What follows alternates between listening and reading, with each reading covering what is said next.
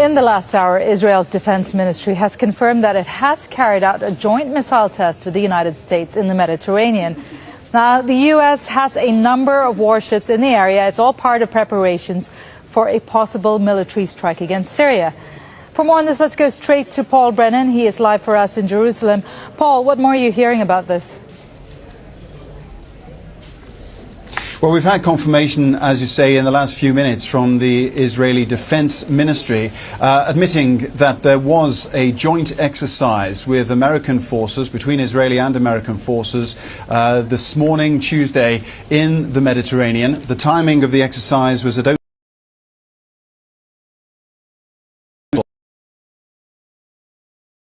is that it was a test of anchor target missiles. It appears that missiles, two of them were fired by an Israeli aircraft for the purposes of testing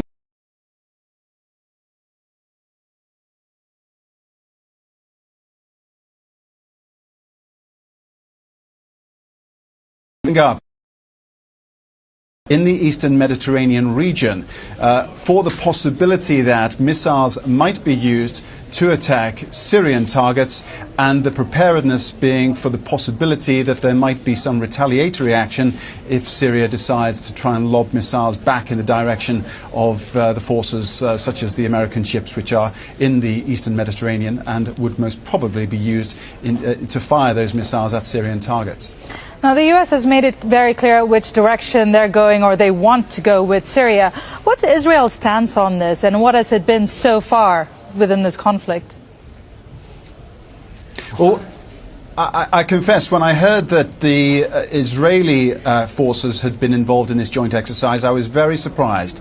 The Israelis actually first denied any knowledge of these exercises and then within an hour admitted that they had been involved. And the reason why I'm surprised is because Israel has been at pains through these recent weeks to say it is taking no part at all in the conflict that's taking place in Syria, and it has been very much keeping at arm's length the prospect of any involvement with America or the European Union, any type of coalition involved in an attack against Syrian targets.